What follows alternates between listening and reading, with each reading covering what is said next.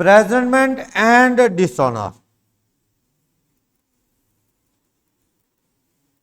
ये टॉपिक कल अपन ने शुरू किया। नेगोशिएबल इंस्ट्रूमेंट एक्ट का topic business law CA foundation में नेगोशिएबल इंस्ट्रूमेंट एक्ट का थर्ड और last topic chapter number 3 presentment and dishonour क्या है, क्लास 2।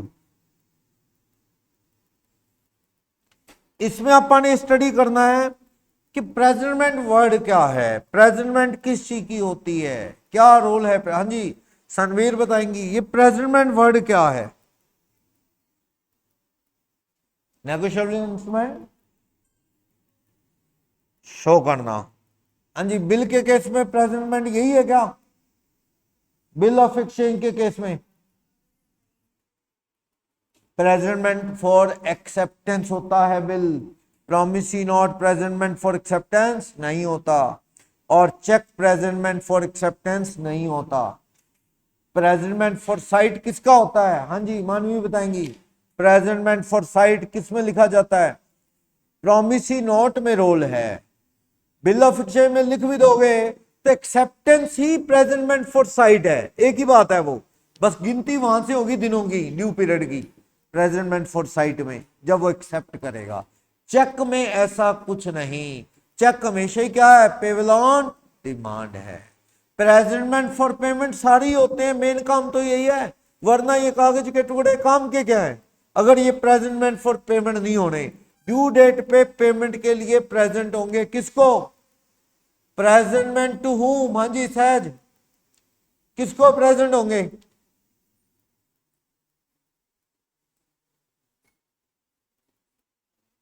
हाँ जी आप गुरलीन, प्रेजेंटमेंट फॉर पेमेंट किसको होगी, किसको प्रेजेंट करोगे आप, चेक दे रहा उसे, हाँ जी चेक की प्रेजेंटमेंट फॉर पेमेंट किसे होगी अंकित, बैंक को हमेशा। चेक की प्रेजेंटमेंट फॉर पेमेंट कहां होगी, बैंक में। अगर मान लो आपने मुझे चेक दिया तो मैं आपके पास चेक के पैसे लेने थोड़ी जाऊंगा, कहां जाऊंगा, बैंक में। हाँ बिल और प्रोमिसी नोट में हो सकता है कि आपने मुझे बिल दिया या वो प्रोमिसी नोट दिया, मैं आपके पास आऊं, ठीक। यानी इसको लीगल वर्डिंग में लिखना हो, बिल की प्रेजेंटमेंट फॉर पेमेंट किसे होगी, किसे पेश करोगे पेमेंट के लिए, ड्रॉई, ड्रॉई एक्सेप्टर कह लो या ड्रॉई कह लो। प्रॉमिसी नोट किसे प्रेजेंट करोगे, मेकर, मेकर जिसने उसे लिखा था। और चेक हमेशा किसे प्रेजेंट करोगे, बैंक, ड्रॉई बैंक, जिसका चेक मैंने आपको दिया आप उसी बैंक में जाके पैसे मांगोगे। क्लियर ना, कहीं ड्यू डेट पे पैसे किससे लेने ये ना पता और तो आप परेशानी हो गई। तो आपको पता होना चाहिए किसके अगेंस्ट पैसा लेने का राइट है, किससे मांगो। बाउंस होने में तो फिर बड़े झगड़े हैं, बाउंस होने के बाद तो हर पिछली पार्टी से आप पैसे मांग सकते हो, पढ़ा था ना।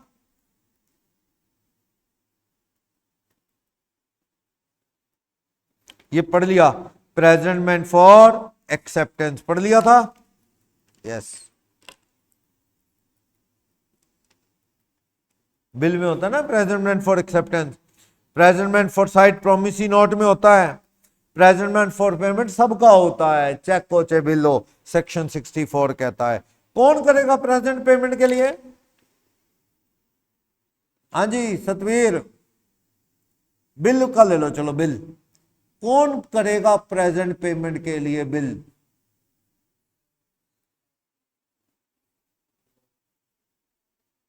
कौन कि क्या बोलेंगे उसे, पैसे लेने आएगा जो प्रेजेंट करेगा, लाओ जी सर पैसा दो, प्रेजेंटमेंट फॉर पेमेंट कौन करेगा बिल के केस में, होल्डर जिसके पास वो पड़ा है, या इंडोर्सी कह लो, लास्ट पर्सन जिसके पास वो बिल पड़ा है वही आएगा पैसे लेने। मान लो मैंने बिल लिखा, सानिया पे बिल लिखा, इन्होंने एक्सेप्ट किया, मुझे दिया, मैंने आगे आगे चला दिया, लास्ट पर्सन मान लो सनवीर है, उसके पास पड़ा है ये जो बिल है, तो सनवीर पैसा लेने आएगी। सनवीर कौन है यहाँ पे? होल्डर कह लो या क्या कह लो, एंडोर्सी, लास्ट एंडोर्सी, उसके घर में पड़ा है, वो पैसा लेने आए। हाँ, अगर सानिया पैसे ना दे तो आप सनवीर किससे पैसे मांग सकती हैं? ड्रॉर से। मैंने लिखा था ना, मुझसे भी या अपनी पिछली पार्टी किसी से भी मांग सकते हो पैसे कोर्ट में। वो बात अलग है, मैंने बताया था आप हर पिछले वाले से मांगते नहीं, आप उससे मांगोगे जो आप, जिसने आपको ये बिल दिया था, क्योंकि वो जानता है आपको, तो हर पिछली पार्टी से नहीं मांगोगे, अब आपकी खुद की इमीडिएट पार्टी से मांगोगे। क्लियर? अगर एक बिल आया पड़ा है, राम के पास बिल आया पड़ा है, अनिल ट्रेडिंग ने दिया है बिल, अनिल ट्रेडिंग वालों ने बिल दिया, किसके पास आया पड़ा ये बिल? राम के पास। राम कौन है? होल्डर। पैसे लेने राम ने ड्यू डेट पे जाना था, राम एक्सपायर हो गया, तो पैसे गए क्या? नहीं, पैसे लेने कौन जाएगा? उसका लीगल रिप्रेजेंटेटिव, घर के लोग चले जाएंगे। मान लो मैंने किसी से पैसे लेने हैं, ड्यू डेट पे मैं जाऊं या किसी को 30 लेटर बना के दे दूं अपने स्टाफ को कि मेरी तरफ से ये गौतम ऑथराइज है, मेरा staff, please pay to Gautam, तो गौतम चला जाएगा पैसे लेने, उसमें क्या है? मतलब कहने का, पेमेंट लेने कौन चला जाएगा? आप खुद या आपका ऑथराइज एजेंट चला जाएगा। ठीक है, अगर आप चाहो तो खुद ना जाओ, एजेंट को भेज दो। चलो, प्लेस की बात हमने कर ली थी, जो प्लेस फिक्स हुआ है वहीं। भैया प्लेस कहां फिक्स होता है? किस केस में जगह, प्लेस कहां पेमेंट होगी? Payable eight Delhi, payable eight Mumbai, किस केस में फाइनल होता है ये चीज? 3 नेगोशिएबल इंस्ट्रूमेंट हैं, place of payment, payable eight Agra, payable eight Jaipur, ये चीज किस किस केस में लिखी जाती है? बिल और प्रोमिसी नोट में ना, चेक में लिखा जा सकता है कि ऐसा कोई सवाल ही नहीं पैदा होता। मेरा बैंक एक्सिस बैंक है, मैंने एक्सिस बैंक की चेकबुक से चेक काटा और मैंने चेक दे दिया दलेर को, तो भैया दलेर क्रॉस चेक है तो अकाउंट में डाल लेगा, इसका बैंक मेरे बैंक से ले लेगा। अगर वो क्रॉस चेक नहीं है, बेरर चेक है, तो ये सीधा मेरे बैंक में आके काउंटर पे पैसे ले लेगा।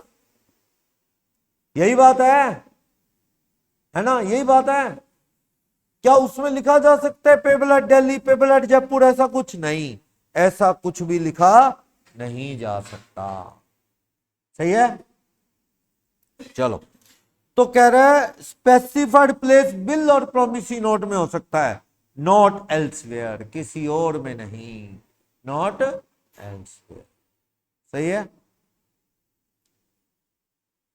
तो बता रहा है note, bill of exchange, cheque draw करेंगे, पेमेंट कहां होगी? जो प्लेस फाइनल हुआ है। ठीक है, बिल और उसमें हो सकता है ये प्रोमिसी नोट में बस। और कोई प्लेस ना फाइनल हो तो मुझे अंकित भी बिजनेस करता है, मैं भी बिजनेस करता हूं, अंकित ने लिख के प्रोमिसी नोट दे दिया, उसमें लिखा ही नहीं पेबल एट वेयर, कुछ नहीं, तो नॉर्मल सी बात है, जहां इसकी दुकान है या जहां इसका घर है वहीं प्रेजेंट करूंगा, या जहां मुझे ये मिल जाए वहां प्रेजेंट कर दूंगा। मुझे पता लगा ये पार्क में घूम रहा है तो पार्क में जाके प्रेजेंट कर दूंगा, ला भी अंकित पैसे दे। मैं घर में गया, लॉक, दुकान देखी लॉक, गोडाउन लॉक, फोन उठा नहीं रहा, इसका मतलब क्या है?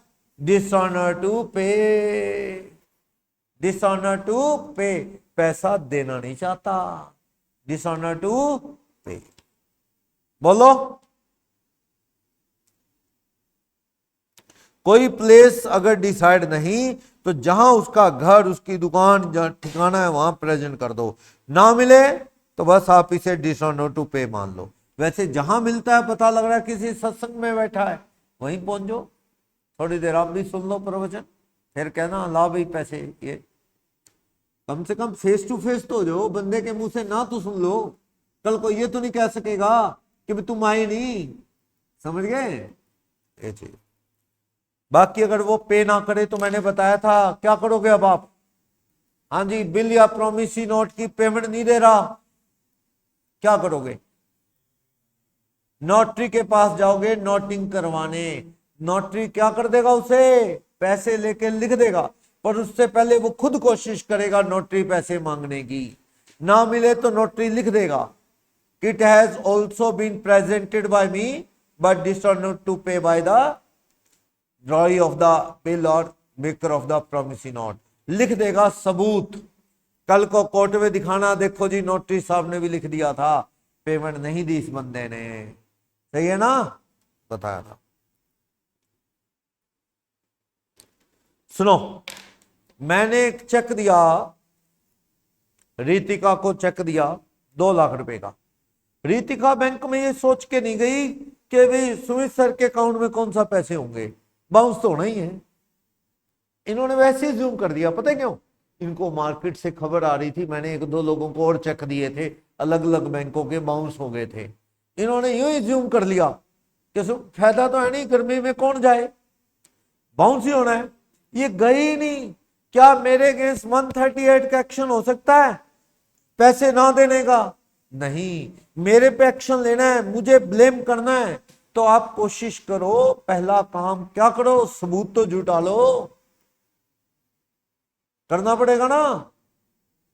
आपको बैंक में लगाना चाहिए था क्लियरेंस में, बैंक से लिख के आता है, चेक में लिख के देते हैं बैंक, अगर बाउंस हो जाए due to insufficient balance in the drawers account, drawer के अकाउंट में इनसफिशिएंट बैलेंस था, that's why it has been dishonour, लिख के मिलता है। क्लियर? अब वो उसका प्रोसीजर है 138 का इसी चैप्टर में, जब वो आगे बैंक से आता है ना लिखा हुआ कि बाउंस हो गया, आप सामने वाले को वकील साहब के थ्रू नोटिस दो, भाई I am going to file suit against you, so pay it immediately. उसको टाइम दे दो थोड़े दिन का, 15 दिन दे दो, दे देगा ठीक है, वरना क्या है, रियल में अगले 30 दिन में केस डाल दो उसके खिलाफ कोर्ट में, देर ना करो। आपको जैसी खबर आई बैंक से कि भैया चेक बंदे का फेल हो गया, आप इमीडिएटली वकील के थ्रू लीगल वार्निंग भेजो, पैसा दे दे इतने दिन में, वरना केस ना आए पैसे तो अगले 30 दिन में केस डाल दो, केस डाल, फिर कोर्ट देखते हैं क्या फैसला देता है। इस केस में गिल्टी होल्ड हो गया, अभी पैसे थे नहीं अकाउंट में, चेक काट दिया और चेक बाउंस हो गया, तो कोर्ट उसे 2 साल की जेल सुना सकता है, या फिर और double the amount of cheque fine लगा सकता है। लाख का चेक है तो कितना फाइन? 2 लाख। और जज को गुस्सा है तो दोनों एक साथ सुना देगा, जेल भी और फाइन भी। ऐसे दोनों एक साथ सुनाता नहीं है जज, वो पता कब सुनाता है? जब इस तरह के केस रोज ही आ रहे हो आपके खिलाफ, रोज, पहले बाउंस हो गया, फिर एक और बाउंस हो गया, जज तंग होके दोनों सजा सुना देगा।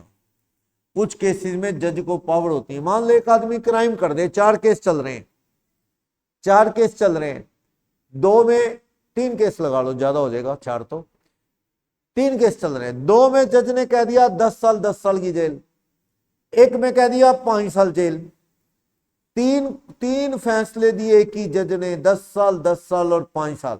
अब वो जज डिसाइड करेगा तीनों सजा इकट्ठी चलेंगी कि अलग अलग। अगर तो जज को थोड़ा सा रहम है उस बंदे पे, क्रिमिनल पे, वो एक साथ चला देगा तीनों सजा, कोर्ट को पावर है ये, वो जज कहेगा तीनों एक साथ चलेंगी, यानी एक दिन जेल में रहा तो तीनों का एक दिन कट गया उसका, समझ गए? फिर तो वो 10 साल में आउट हो जाएगा, समझ गए? और जज खुंदक में हुआ तो वो कहेगा तीनों अलग अलग चलेंगी, यानी पहले एक सजा पूरी कर ले 10 साल, फिर दूसरी शुरू होगी 11 से 20, फिर तीसरी शुरू होगी 21 से 25। पर ज्यादा सजा, मान लो कोई और भी केस है तो उम्र कैद दे देगा ना, उम्र कैद, जब तक जिएगा जेल में। आज से कुछ साल पहले तक लाइफ इम्प्रिजनमेंट जो थी ना, वो 20 साल की सजा मानी जाती थी। उम्र कैद का मतलब, लाइफ इम्प्रिजनमेंट का मतलब 20 साल। उसमें भी छुट्टियां काट देते थे, जैसे दिवाली छुट्टी का दिन है, वो कहता मुझे जाने दो, वही छुट्टी आज, जाने नहीं देते तो उसकी छुट्टी गिन लेते थे। किसने जेल में बिताया दिवाली की छुट्टी वाला दिन, संडे वाला दिन, 52 संडे इस बेचारा घर नहीं गया, छुट्टियां थी इसकी, तो 52 दिन ये एक्स्ट्रा रह गया जेल में। ऐसे कर करके दिन गिन गिन के उसके 20 में से 16 साल में सजा पूरी कर देते थे, उम्र कैद 16 साल। अब रूल बदल गए, उम्र कैद मतलब उम्र भर वहीं मरेगा वो, उम्र भर वही रहेगा। थोड़े रूल बदले हैं जुडिशरी, लेकिन फिर भी सही है। फॉरेन में तो रूल पता क्या है, अभी बर्मा, म्यांमार है ना बर्मा, वहां किसी को 135 साल की सजा सुनाई थी, 135 ईयर। भाई मजाक ही है, बंदे की उम्र होगी इतनी 135 साल। आज यूएस में ऐसे ही सुनाते हैं, किसी को ट्रक ड्राइवर ने एक्सीडेंट कर दिया था, 105 साल की सजा सुनाई, 105। हिंदुस्तान वाले कहते इतनी तो उम्र ही नहीं, हमारी जेल की रोटियां खानी आसान है क्या, 10 साल में टपल रहेगा, 10-15 में। तो इतने साल कहाँ, उम्र कैदी कह दो ना, बस जब तक जिएगा अंदर। तो कोई चमत्कार तो नहीं सिरा, सिस्टम है हर लोग के ना, अपने अपने सिस्टम है, चल रहे हैं वो, ठीक है। हर लोग अपने को सुपीरियर बोलेगा, अपने वाला अपने को अच्छा बोलेगा, उनके वाला। चलो क्या, तो presentment of cheque to charge drawer, ये क्या है भाई, ड्रॉर पे एक्शन लेना है तो उसको क्या है, चेक को प्रेजेंट करो। प्रेजेंट ही नहीं किया तो उस केस के अंदर बंदा लायबल नहीं। तुम बैंक में गए ही नहीं, मेरे पैसे पड़े थे बैंक में, तो वो लायबल नहीं होगा। ड्रॉर पे एक्शन लेना है तो क्या करने की जरूरत है, प्रेजेंटमेंट करने की जरूरत है, वरना। और एक बात और बड़ी इंटरेस्टिंग है इसमें, सुनो। मान लो राकेश ने मुझे चेक दिया, राकेश ने चेक दिया 1 मई 2025 लिखा हुआ चेक दिया, 1 मई 25, 10 लाख का check receive drawn by, check drawn by Rakesh in favour of Sumit. Sumit के फेवर में चेक काटा, मेरे फेवर में चेक काटा, किसने चेक काटा, ये राकेश, 10 लाख का। मुझे क्या चाहिए, 1 मई को जल्दी करनी चाहिए, 1 को, 2 को, 5 को, 10 को, कभी भी चले जाओ। देखो वैसे तो आपको पता है कितने महीने का टाइम होता है,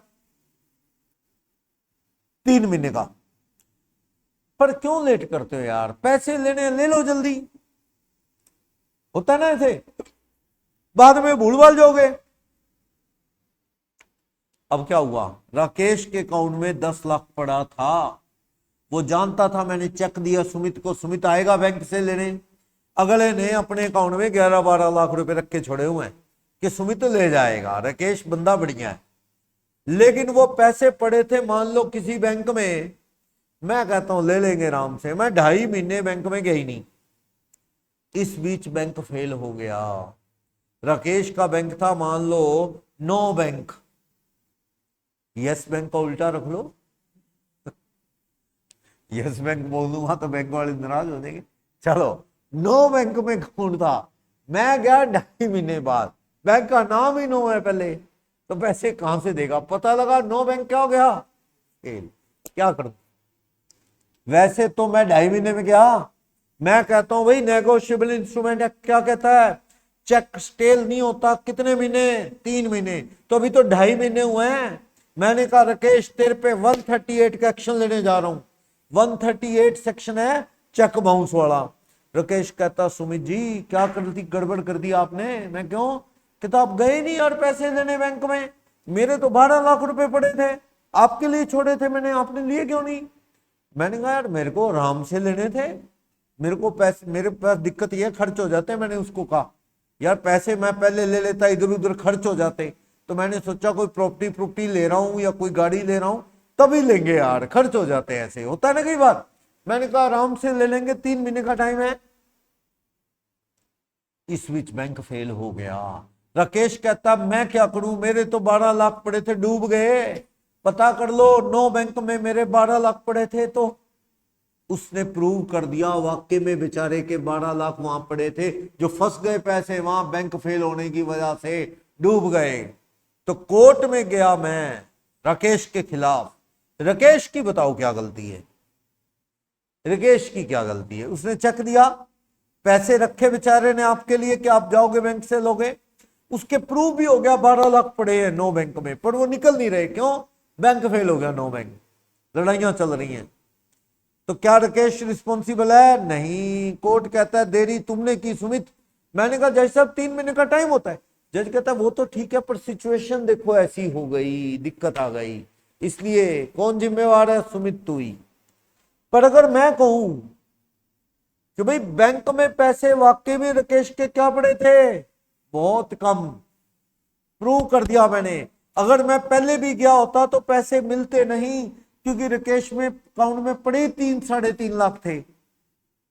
6 महीने से पैसे बढ़े ही नहीं, 10 लाख रुपए हुए ही नहीं। यानी मैं पहले भी जाता तो चेक क्या होता? बाउंस। मैंने प्रूव कर दिया। जैसा पूछ लो, राकेश के कभी भी पिछले 6 महीने में मैंने स्टेटमेंट निकलवा ली अपने लिंक से। 9 बैंक में 6 महीने में राकेश के कभी भी बैलेंस 3 लाख से ऊपर नहीं गया। तो मेरे 10 लाख के चेक को मैं क्लियरेंस में लगाता तो भी क्या होता? बाउंसर। ये बंदा डिफॉल्टर है राकेश। इसके माइंड में था बैंक फेल होने वाला है, तो करके इसने चेक दिया। अगर ऐसा है तो सही, उसको पैसे राकेश को देने पड़ेंगे। बैंक बाउंस का बहाना नहीं चलेगा बैंक फेल का, क्योंकि तेरे पैसे ही नहीं पड़े थे वहां। समझिए ना? तो राकेश जिम्मेवार है। इसलिए आपके पास कभी भी चेक आए, आप देर मत किया करो, जल्दी जल्दी चेक जमा करवाया करो, ताकि वो ये वाली नौबत ना आ जाए बैंक फेल होने की। क्लियर? सुनो, आपने यस बैंक के भी खाते सील कर दिए थे सरकार ने। यस बैंक की खबर उड़ गई थी, भागेगा फेल, सारे अकाउंट सीज कर दिए। बाद में ठीक है, फंड ट्रांसफर करवा के चलाया गया इसे। और दिक्कतें तो आजकल है ही हैं, तो अब देरी ना किया करो, इमीडिएटली प्रेजेंट करो, ताकि बाउंस हो जाए तो आप उस बंदे पे एक्शन तो ले सकें। क्लियर? और इसमें presentment of cheque to charge any other person, ऐसा है। सुनो, ये कॉन्सेप्ट क्या कहना चाहता है? ड्रॉर पे एक्शन लेना है तो टाइम पे प्रेजेंट करो जिसने चेक काटा, और किसी पे एक्शन लेना है तब भी टाइम पे प्रेजेंट करो। और का क्या मतलब है? किसी और पे भी एक्शन लेना है तो चेक टाइम पे प्रेजेंट करना चाहिए। किसी ड्रॉर जिसने चेक काटा उसके अलावा कोई और कौन? हाँ जी, कोई कौन और की बात कर रहा हूं? जशन, एक्शन लेना है चेक बाउंस का तो चेक टाइम पे आपको प्रेजेंट करना चाहिए। किसी और पे भी एक्शन लेना है तो।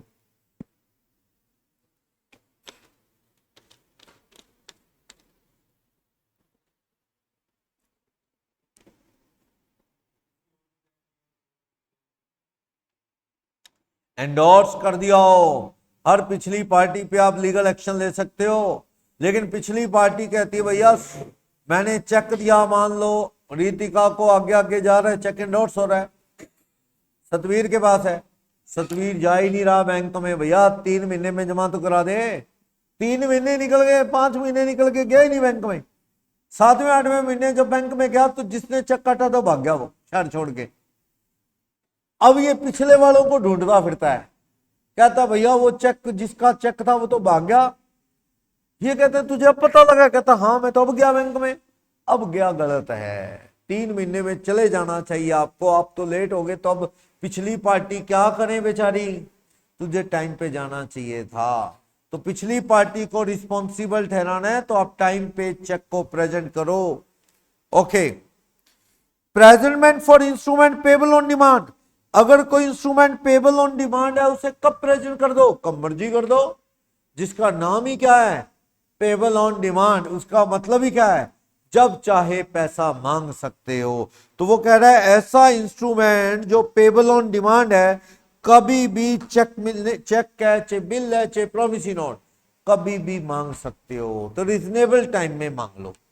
सुनो, मेरे को एक बिल आया, मैं हफ्ते के अंदर आगे वाले से पैसे लेने चला गया पेबल ऑन डिमांड, और वो सामने वाला पैसे नहीं दे रहा, भाग गया शहर छोड़ के, अभी 2 दिन पहले भागा है। तो मुझे वो बिल एंडोर्स होके आया था मोहित से। एक बिल था मोहित से एंडोर्स होके सुमित को आया, मैंने हफ्ता रखा अपने पास। हफ्ते बाद में पैसे लेने उस बंदे के पास चला गया जो ड्रॉई है, वो शहर छोड़ के भाग चुका था। मैंने मोहित को कहा, मोहित कहता अब आप लेट हो गए सर, टाइम पे क्यों नहीं गए पैसे लेने? तो टाइम पे गया हूं और क्या गया हूं, 7वें दिन तो पहुंच गया मैं। इसका कोई हार्ड एंड फास्ट रूल नहीं है कि भाई पेबल ऑन डिमांड है कभी मांग लो पैसे, 5वें दिन, चौथे दिन, 7। अब मैं 4 महीने बाद, 3 महीने बाद जाऊं तो गलत है। ठीक है, रीजनेबल टाइम में पैसे मांगने चले जाना चाहिए, सही है। 5वें 7वें दिन तो चला ही गया पैसे लेने में, और बाउंस हुआ तो भैया मैं वो तो मिल नहीं रहा, उस पर तो एक्शन क्या लूं ड्रोई पे, मोहित तेरे पे एक्शन लूंगा, तूने दिया था ये बिल। तो आपको डिमांड वाले को टाइम पे प्रेजेंट कर देना चाहिए। ठीक, पेमेंट बाय और टू एजेंट और रिप्रेजेंटेटिव, कोई मर गया है, कोई मर गया है, पैसे कौन लेगा देगा उसकी तरफ से, उसका रिप्रेजेंटेटिव या एजेंट। राम प्रकाश ने बिल लिख के साइन करके डिलीवरी दे दी अंकित को, राम प्रकाश मर गया तो अंकित मालिक है उस बिल का, यस, डिलीवरी हो चुकी है उसकी, अंकित के पास है। अंकित पैसे किससे मांगेगा? उसके घर वालों से, जिन्होंने प्रॉपर्टी संभाली है वो लोग पैसा देंगे। क्लियर? तो उसका एजेंट है मरने वाले का, उसको प्रेजेंट कर दो, पेमेंट देगा। लेकिन चेक काटा सेठ जी ने, चेक इश्यू ही नहीं किया, प्रॉमिसरी नोट लिखा, किसी को डिलीवरी नहीं दी, मर गए, तो उस लिखने का कोई मीनिंग नहीं। ठीक है ना? जब उसे एग्जीक्यूटिव नहीं किया, डिलीवरी नहीं हुई, डिलीवरी होगी फिर मर गया कोई बात नहीं, पैसे कौन मांगेगा? सामने वाला। किससे? मरने वाले के रिप्रेजेंटेटिव या एजेंट से। कोई आदमी इंसॉल्वेंट हो गया, उससे आपको चेक आया था या बिल आया था, प्रॉमिसरी नोट आया था, कुछ भी, तो आप पैसे किससे मांगोगे? उसके ऑफिशियल असाइनी, जो कोर्ट से बंदा अपॉइंट होता है, ऑफिशियल असाइनी से मांगोगे, उससे मांगोगे। ठीक है? Excuse for delay in presentment of acceptance और पेमेंट, क्या? Excuse for delay in presentment for acceptance और पेमेंट, बस सर्कमस्टांसेस ऐसी हैं कि वो प्रेजेंट कर नहीं पाया, तो ये एक्सक्यूज, ये बहाना चल देगा, सर सर्कमस्टांसेस ऐसी थी कि मैं प्रेजेंट नहीं कर पाया पेमेंट के लिए, एक्सेप्टेंस करवाने के लिए, तो कोर्ट आपका बात सुन लेगा। फॉर एग्जांपल जैसे आज के हालात है, मान लो कोई पंजाब के बंदे हैं, पठानकोट के या अमृतसर के या गुरदासपुर के उस साइड के, वहां पे फ्लड आया हो ना, रावी नदी बहुत तबाही मचा रही है, रावी नदी में पानी आता नहीं था। अभी लास्ट ईयर हम घूमने गए थे डलहौजी, तो चंबा एक फेमस पुराना हिस्टोरिकल सिटी है, तो वैसे ही एक दिन वहां चले गए, चलो पुराने मंदिर मंदिर देखते हैं। तो वहां रास्ते में जहां से भी जा रहे थे तो रावी नदी पे ओवर ब्रिज बने थे, पानी था ही नहीं। मैंने लोगों से बात की, वो कहते पानी आता ही नहीं इसमें। उसमें पंजाबी सॉन्ग बन गए कि रावी नदी में तो पानी आता नहीं, सॉन्ग है एक। मतलब ऐसी हालत थी उस दरिया की जिसमें पानी नहीं आता था, और इस बार इतना पानी आ गया उसने तबाही मचा दी। 14 लाख क्यूसिक वाटर आज की डेट में चल रहा है उसमें, क्योंकि बंदे फिर उसमें क्या करते हैं, जब पानी आना खत्म हो गया तो बंदे सोचते हैं भाई इसमें तो आना ही नहीं, उसके आसपास बस्ती बना ली, खेती करनी शुरू कर दी, और फिर वो आ गया पानी, तो फिर दिक्कत तो होगी ना। ऐसा होता है। सतलुज दरिया में भी कई बीच में क्या हुआ, काफी साल पानी नहीं आया, कई साल पानी नहीं आया। जैसे ब्यास नदी, अपने घग्गर, इसमें तो आता रहता है, सतलुज भी सूखा पड़ा रहा कई साल। लुधियाना के पास लोग ना, ड्राइवर जैसे ओवर ब्रिज पे जाम लगता था, नदी के अंदर से निकाल लेते थे, सूखी पड़ी थी, कई सालों से सूखी पड़ी, पानी नहीं आता, चलो बस वाला बस निकाल रहा था, भी चलती तो है नहीं, अक्सर ही निकालते थे, और पानी पहाड़ों से छोड़ा होगा आया और बस ऐसी घूमती गई, लोग बताते हैं पानी एकदम। तो ये रिस्क तो कभी नहीं लेना चाहिए कि किसी नदी में पानी नहीं है और कब आ जाए, तो ये तो हमेशा कॉन्शियस होना चाहिए। आप यंगस्टर ही होते हैं, वो जाके फोटो फोटो खींचते पत्थर पे बैठ के या कैसे पानी में, और पानी आ जाता है कई बार पीछे बहुत तेजी से, तो थोड़ा रिस्क नहीं लेना चाहिए ऐसी चीजों में कभी भी। भूपेंद्र सिंह हुड्डा का नाम सुना होगा आपने, एक्स सीएम कांग्रेस के, इनके फादर साहब की डेथ हो गई थी। ये हरिद्वार किधर ऋषिकेश साइड वो फूल तराते नहीं, वो चले गए वहां, पानी पुनी था नहीं नदी में, कहीं चले गए भी चलो थोड़ा आगे तक तरा, बंदे ने तराने हैं तो पानी में जाएगा ना वो, ऐसी जगह चले गए भी थोड़ा आगे जाके तरा देते हैं पानी, पानी आ गया पीछे इकट्ठा, पानी इतनी तेजी से आ गया दोनों भाइयों को बहा ले गया, एक की तो डेड बॉडी नहीं मिली। ये हुड्डा साहब एक पेड़ मिल गया इनको, पेड़ पकड़ के लटके, सारी रात लटके रहे, किस्मत में बचना लिखा था, 10 साल हरियाणा के सीएम रह गए, भाई तो बेचारा रह गया, मर गया, ये बच गए। तो पानी का तो ऐसा ही सिस्टम है, कहीं भी कुछ भी कभी भी आ जाएगा।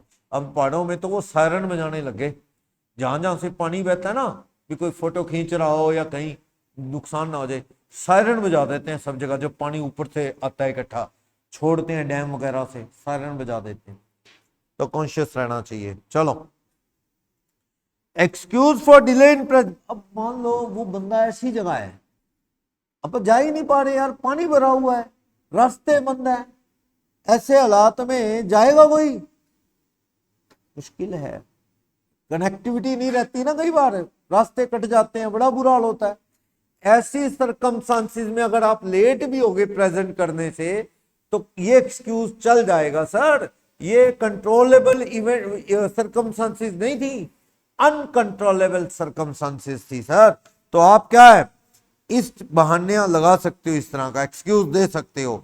लेट होना भी क्या है, सुनवाई हो जाएगी कल को कोर्ट में भी, ठीक है।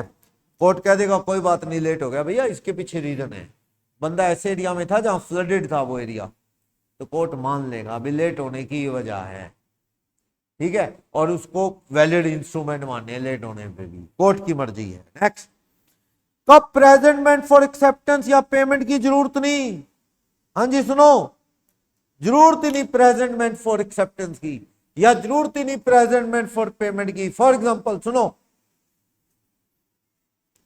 क्या हुआ, मुझे अंकित ने एक बिल प्रॉमिसरी नोट दिया, अंकित ने एक प्रॉमिसरी नोट दिया, मेरे घर में प्रॉमिसरी नोट पड़ा है, 2 महीने का टाइम है उसमें, मैं लेने 2 महीने बाद जाऊंगा। लेकिन एक दिन अंकित बाजार में मिला, मुझे उसे कह दिया सर मत आना, 2 महीने बाद मत आना। मैंने कहा क्यों? कहता मैंने पैसे नहीं दूंगा, इंतजाम नहीं है मेरे पास, मैं पैसे नहीं दूंगा। बस मैंने सोच लिया भाई फायदा क्या, जिसने पैसे देने वही ना कर रहा है, क्या पाओ कहीं चल के, मेरे पास पैसे इंतजाम नहीं हुआ सर।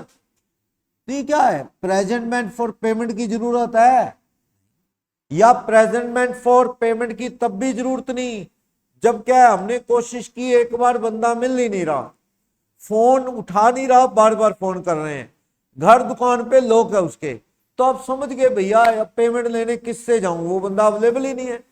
प्रेजेंटमेंट फॉर एक्सेप्टेंस की भी जरूरत नहीं है, मैंने बिल लिखा आयुष पे, मैंने बिल लिखा आयुष से, आयुष पे, आयुष से क्या करवाना है, एक्सेप्ट।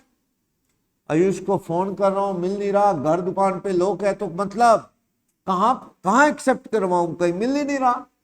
तो प्रेजेंटमेंट फॉर एक्सेप्टेंस की जरूरत नहीं, वो एक्सेप्ट करना नहीं चाहता शायद, आप अपने पैसे मांगो कोर्ट में जाके, बिल नहीं एक्सेप्ट करना चाहता। या सुनो, मैंने आपको कल स्टोरी बताई थी ये, कि मान लो एक बड़ा फेमस सेठ है, सेठ मान लो नाम रख लो, जुगल किशोर नाम का सेठ है, बड़ा अच्छा नाम है उसका, बड़ा ईमानदार बढ़िया बंदा। मैंने जुगल किशोर पे एक बिल लिख दिया, लेने हैं पैसे 2 लाख रुपए, जुगल किशोर जी पे बिल लिख दिया कि मैं जुगल किशोर पैसा दे दूंगा 2 months आफ्टर डेट। और अगर बंदे का नाम अच्छा है तो बिना एक्सेप्टेंस भी आगे जा सकता है। यस, क्या जरूरी है क्या बिल को पहले एक्सेप्ट करवा के आगे इंडोर्स करना है? जरूरी नहीं, पर अच्छा रहेगा, पहले एक्सेप्ट करवा के इंडोर्स करो तो जुगल किशोर की लायबिलिटी तो फाइनल हो जाएगी। बाकी आपकी मर्जी है। 1 जनवरी को लिखा हुआ बिल है, जुगल किशोर से एक्सेप्ट करवाई नहीं मैंने, 1 जनवरी को मैंने दृष्टि को एंडोर्स कर दिया। दृष्टि ने सोचा चलो जुगल किशोर जी बहुत बढ़िया बंदे हैं, दे देंगे, नहीं तो सुमित सर से मांग लूंगी वापस। इन्होंने आगे दे दिया रितिका को, आगे अमन को, ऐसे ऐसे जा रहा है। क्यों जा रहा है आगे आगे? क्योंकि आप सब लोगों को विश्वास है जुगल किशोर दे ही देगा, और ड्यू डेट पे सीधा चले जाना।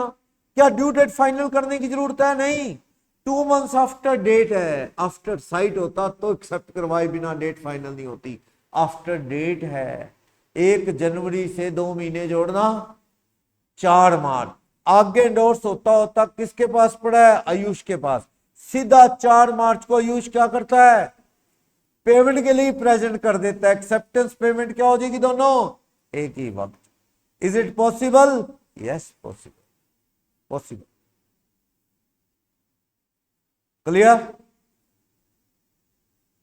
एक और सुना, मैंने एक बिल है जो 10,000 रुपए का है, मैंने लिखा रितिका, रितिका पे लिखा, रितिका ने एक्सेप्ट कर लिया, बिल मैंने दे दिया आगे अमनप्रीत को, आगे गुरलीन, आगे तमन्ना, ऐसे रूहानियत, आगे आगे जा।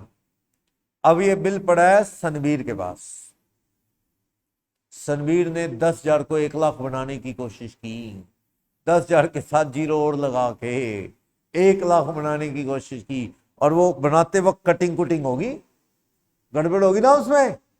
अब ये जो सनवीर के पास बिल पड़ा है, ये किसी को आगे ट्रांसफर करना चाहती है, मान लो एक्स को, एक्स कहता भाई ये तो कटिंग कुटिंग है, मैं नहीं लेता ये, क्यों, ये तो गड़बड़ है, ये तो पेमेंट ही नहीं मिलेगी, ये तो छेड़छाड़ है अमाउंट के साथ। अब सनवीर क्या करे, कुछ नहीं। सनवीर अगर मानवी को कहेगी, क्योंकि ये मानवी ने ट्रांसफर किया, तो मानवी कहेगी भी तू नहीं किया ये सब कुछ, कटिंग कुटिंग फ्रॉड करने की कोशिश की है, ना ना ना ना, मैं क्या करूं, कोई नहीं सुनेगा। अब सनवीर क्या कर सकती है, सिर्फ एक काम, ये बिल किसने एक्सेप्ट किया था, मान लो ये एक्सेप्ट किया था, मान लो रितिका ने, सुमित ने लिखा था, बस आप एक काम कर सकते हो, अब रितिका से ही बात कर लो कि रितिका आपने 10,000 रुपये का बिल एक्सेप्ट किया था ना सुमित सर के फेयर में, वो बाय मिस्टेक लगा लो, उस पर कटिंग कुटिंग होगी, बच्चे ने खराब कर दिया, बच्चे का बहाना लगाना पड़ेगा, चेक घर में इतना छोटा बच्चा कोई भी नहीं है, क्या करें। देखो रितिका, ऐसा है तुम्हारे अकाउंट से पैसे तो नहीं निकाले मैंने, तुमसे लिए तो नहीं, ये बिल बेकार हो रहा, बच्चे ने खराब कर दिया, प्लीज पे 10,000 पे कर दो, ये बिल पकड़ो। रितिका दे देगी पैसे, तो बात सही है। इन लोगों को तो नहीं आप कुछ कह सकते, ये तो यही कहेंगे कि तुमने इंस्ट्रूमेंट क्या कर दिया, विशिएट कर दिया, खराब कर दिया, विशिएट।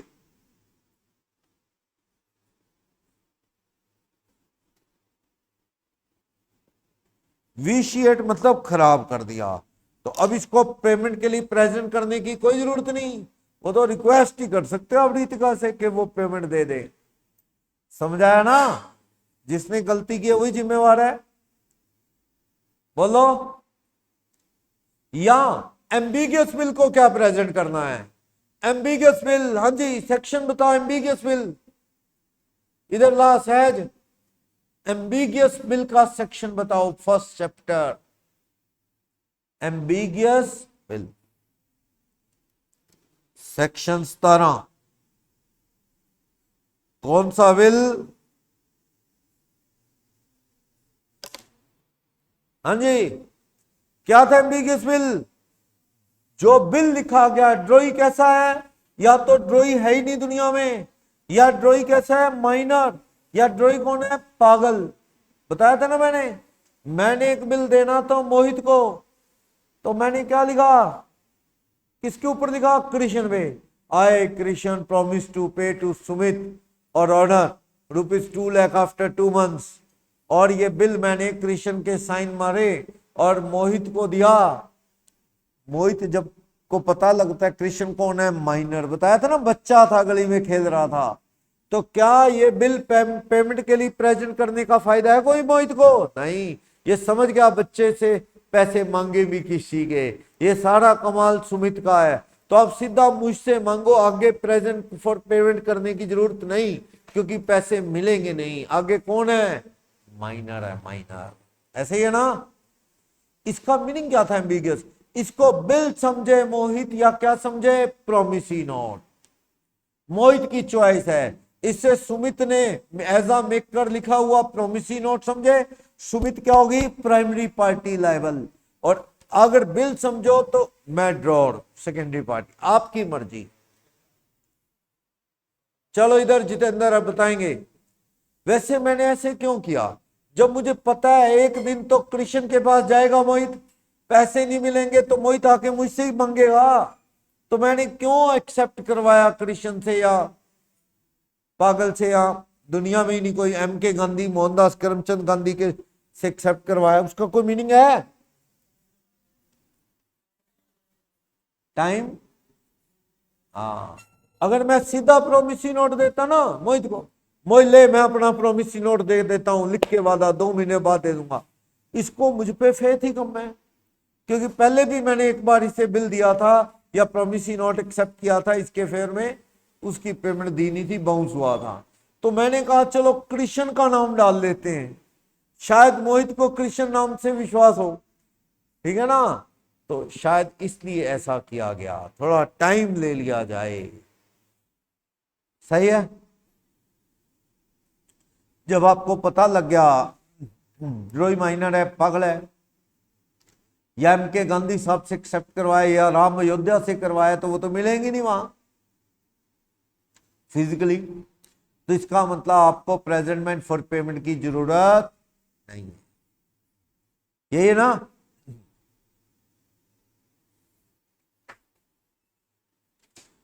तो देखो, जब सामने वाला इंटेंशनली आपको प्रेजेंटमेंट से रोक रहा है, वही बात, मैंने एक्सेप्ट करवाने के लिए किसी के पास बंदा भेजा, राकेश के पास,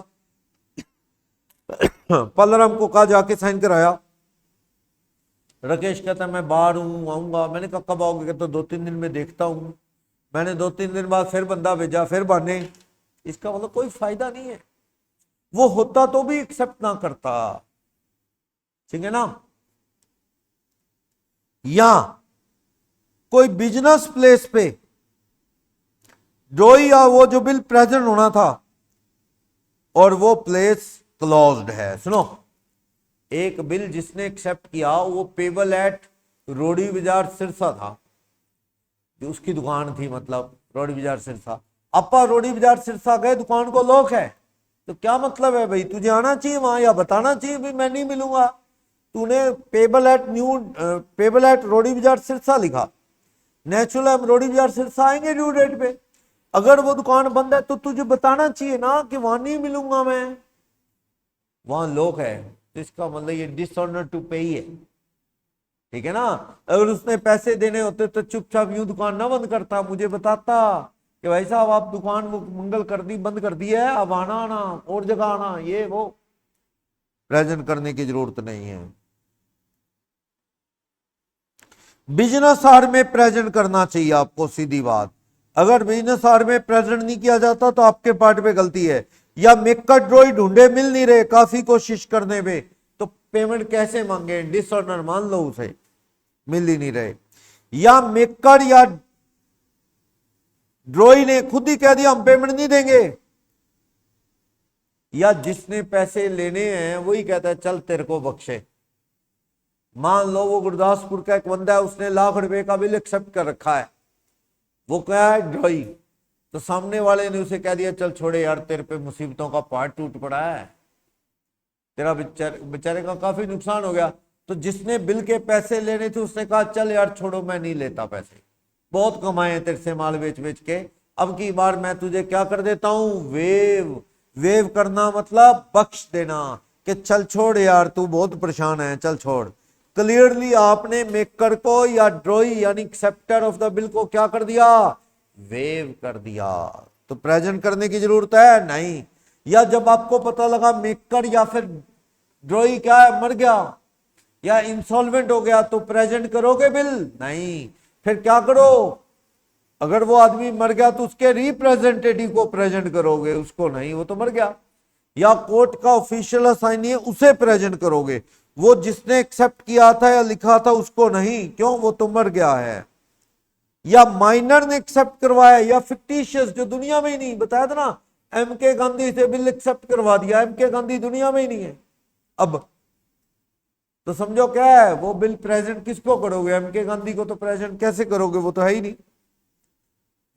तो ऐसी कोई भी और वजह जो आप प्रेजेंट नहीं कर पा रहे तो ना करो, कोई दिक्कत नहीं है। और बैंक को कभी लापरवाही नहीं करनी, बिल प्रेजेंटेड फॉर पेमेंट, उसकी पेमेंट दे, बैंक टाइम पे पेमेंट दे। अगर मैंने बैंक को इंस्ट्रक्शन देके छोड़ा हुआ है कि भाई मैं बड़े बिल एक्सेप्ट कर चुका हूं, बैंक वालों को कह दिया, कोई उनको कह चुका हूं मेरे बैंक से ले लिया करो पैसे ड्यू डेट पे, तो आप बड़े ध्यान से सब चीजें चेक करके कि बिल पे कोई कटिंग ना हो, अमाउंट ना बदला हो ऐसा, तो पेमेंट दे दो। तो बैंक को ध्यान से बिल्स की पेमेंट देनी चाहिए, अकाउंट होल्डर के खाते से पेमेंट दे देनी चाहिए, लेकिन सब ध्यान से चेक करते हुए कि बिल जो है वो कहीं कटिंग ना हो, कोई गड़बड़ ना हो, सब कुछ ओके हो तो पेमेंट देनी चाहिए, बैंक को लापरवाही नहीं करनी चाहिए। रूल्स ऑफ कंपनसेशन, ये इंपॉर्टेंट है, ये वाला सेक्शन 117 इंपॉर्टेंट। भैया बिल बाउंस हो गया, क्या मांगोगे आप, बिल के पैसे, नोटरी की फीस, ब्याज, कोर्ट में गए तो कोर्ट का कंपनसेशन भी, भाई मान लो, सुनो एक मिनट, मैंने राकेश से 5 लाख रुपए लेने हैं, उसने प्रोमिसरी नोट दिया, ड्यू डेट पे मैं पैसे लेने गया, उसने पैसे नहीं दिए। अब मैं क्या कर सकता हूं? नोटरी से वेरीफाई करवा के केस करूंगा तो नोटरी के चार्जेस भी मांग सकता हूं 5 लाख के साथ। हाँ, लेट हो गया, कोर्ट में तारीख पे तारीख चलती रही, 6 महीने लेट हो, 6 महीने का क्या मांग सकता हूं? इंटरेस्ट। और कोर्ट कचहरी लीगल प्रोसीडिंग पे जो खर्चा है वो भी मांग सकता हूं। कोर्ट कचहरी का खर्चा भी मांगा जा सकता है, मांगा जा सकता है। ठीक है, तो यही कह रहा है, promissory note, bill of exchange, cheque, जो होल्डर या एंडोर्सी पैसे लेने जाए, मेकर या को ड्रॉई पेमेंट ना दे तो क्या रूल है? इस केस में होल्डर क्या मांगेगा? जो भी नोटिंग चार्जेस, नोटिंग, प्रोटेस्टिंग एक ही बात है, प्रोटेस्टिंग अलग पेपर पे होती है, अलग पेपर पे लिख दिया जाता है कि हाँ ये बिल बाउंस है इस तरह, और नोटिंग क्या होती है? उसी कागज पे उसके बैक साइड ही लिख दिया जाता है, किसके?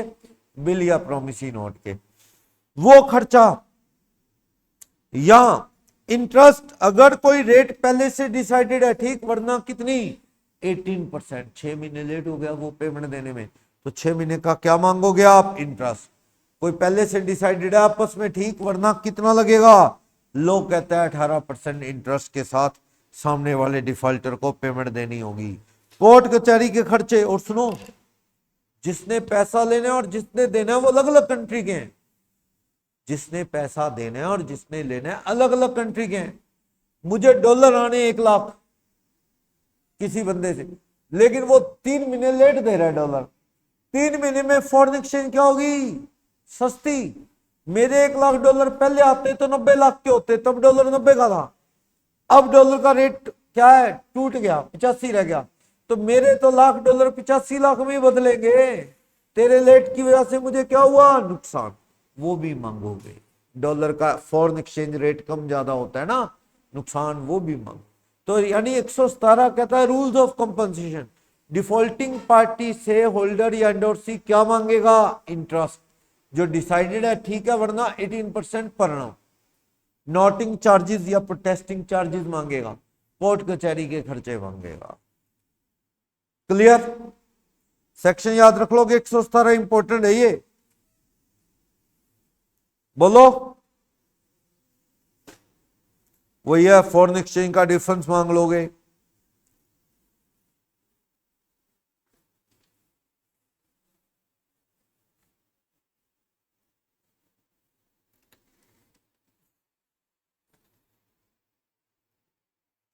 नेक्स्ट, अब आ गया वो 138 सेक्शन। 138 का मैंने थोड़ा थोड़ा आपको आइडिया दे दिया है। क्या होता है इसमें? 138 में बाउंस होगा तो बैंक जानकारी देगा, बैंक वो ना स्टैंप लगा के देता है कि due to insufficient balance it has been dishonour. Bank से नोटिस आएगा, आप वार्निंग दो वकील साहब के थ्रू, इतने दिन में पैसा दे दे, नहीं देगा तो अगले कुछ दिन में आप केस डाल लो, फिर नहीं पैसा देगा तो जज फैसला सुनाएगा फिर। ठीक है, लेकिन एक बात है, 138 का स्ट्रिक्ट एक्शन लेने से पहले ये चीज क्लियर कर लो कि एक्शन तब ले सकते हो जब चेक आपको कैसे आया हो? लीगल कंसीडरेशन के बदले में, आपने कोई काम या सामान बेचा उसके बदले में। जैसे किसी स्टूडेंट के पेरेंट्स ने चेक दिया, किसका? फीस का, मैंने उस बच्चे को पढ़ाया है, तो मैं फ्री का चेक है क्या? वो काम के बदले में चेक है, तो उसके लिए 138 का एक्शन है। मान लो मंदिर वालों को दान में चेक दे गया कोई 2 करोड़ का, दान में चेक दे गया, फोटो फोटो खिंचा गया, मीडिया में आ गया, बाद में मंदिर वालों ने क्लियरेंस में लगाया, चेक बाउंस हो गया। क्या मंदिर वाले उस बंदे पे एक्शन ले सकते हैं? नहीं। कोर्ट कहता है मंदिर वालों को, क्या तुमने कोई लीगल पेमेंट लेनी थी क्या? नहीं, दान का चेक है, हो गया बाउंस हो गया, नहीं दे रहा तो उसे फल नहीं मिलेगा, भगवान से आशीर्वाद नहीं मिलेगा, बाकी केस नहीं होता 138 का। आपको जी फिर नालायक है वो आदमी, भगवान से धोखा कर रहा है, ना दे इससे अच्छा। लोगों को कौन समझाए? लोग कहते नाम ही बनना चाहिए ऐसे सही, चेक दे के फोटो खिंचा गया और बाद में चेक बाउंस हो गया, सुर्खियों में आ गया, न्यूज में आ गया। बाद में कहता है सॉरी वो आने थे कहीं से, पैसे नहीं आए, कभी फिर दे दूंगा। शिरडी, साई मंदिर शिरडी में कोई आदमी चद्दर चढ़ा गया था सोने की, कई किलो की, और वो फोटो वोटो होगी, सारा कुछ, वो चद्दर चढ़ा रहा है। बाद में पता लगा डुप्लीकेट है, गोल्ड नहीं था। तो पता नहीं लोगों को क्या मजा आता है। भी कल को पोल तो खुलेगी, पर अगला कहता है भैया नाम तो बना लूं। नेगेटिव। चलो, dishonour of cheque, dishonour of cheque for insufficient fund. Legal payment के बदले में आओ, कंसीडरेशन के बदले में, ना कि दान में, ना कि गिफ्ट में। आपको आपके किसी कजन ने, दोस्त ने गिफ्ट में चेक दिया, बाउंस हो गया, तो आप उस दोस्त कजन पे लीगल एक्शन ले सकते हो? नहीं, क्योंकि वो लीगल कंसीडरेशन के बदले में नहीं, फ्री में आया हुआ चेक है, गिफ्ट में या सिक्योरिटी में चेक आया हुआ है। सिक्योरिटी समझे? जैसे गैस एजेंसी वालों ने ब्लैंक चेक बढ़वा के ले लिया, अमाउंट सिक्योरिटी के तौर पे आया, इश्यू नहीं किया, एक्चुअल में वो देने नहीं है पैसे, उस चेक में भी 138 का लीगल एक्शन नहीं हो सकता, क्योंकि वो चेक एज अ सिक्योरिटी गया है। बोलो, समझ आई बात? तो अमाउंट की बात, प्रोसीजर की बात कर रहा है। प्रोसीजर यही है कि वो डेट लीगल डेट हो, सिक्योरिटी के तौर पे ना आया हो, गिफ्ट में, दान में ना आया हो, लीगल डेट के बदले में आया हो, ठीक। और आपने विद इन 3 मंथ्स आपने बैंक में डाला हो, स्टेल ना हो, क्योंकि स्टेल हो गया तो उसमें फिर गलती किसकी? आपकी। 3 महीने में बैंक में क्लियरेंस में लगाया हो, बाउंस हुआ चेक, ओके। और आपको नोटिस ऑफ डिमांड देना है 30 दिन के अंदर। आपको 30 दिन में वार्निंग देनी है, पैसा दे दे वरना एक्शन होगा। और टाइम कितना देना है? 15 दिन। जिस दिन आप वार्निंग दोगे उसके बाद आपने कितने दिन वेट करनी है? 15 दिन। सामने वाले को इंतजाम पैसे का करने के लिए 15 दिन का टाइम दे दो। अगर वो अगले 15 दिन में पैसे ना दे तो उस 15 दिन के बाद 16वें दिन से अगले 30 दिन तक आप क्या कर लो? लीगल एक्शन ले लो, कोर्ट में केस डाल दो। सुनो, मैंने एक चेक दिया राजेश को, राजेश ने मुझे चेक दिया कब? 1 जनवरी को। मैंने कहा कोई दोपहर में क्लियरेंस में लगा दिया मैंने। 2 तारीख को बैंक ने वो मेरे घर बाय पोस्ट भेज भी दिया कि cheque has been dishonoured due to insufficient balance. अब 2 तारीख को लिख के आ गया मेरे पास कि राजेश के अकाउंट में पैसे नहीं है, चेक बाउंस। मेरे पास कितने दिन है वकील का एक्शन, वकील का नोटिस देने के लिए? 30 दिन। पर भैया जब भी मैं नोटिस दूंगा 2 फरवरी तक का टाइम है, लगभग 1 फरवरी 2 फरवरी तक। पर मैं लेट होऊंगा तो 15 दिन तब और देने पड़ते हैं। क्यों ना मैं 2 तारीख को वकील से बात करके नोटिस दे दूं, या 3 तारीख को नोटिस दे दूं? फायदा क्या होगा?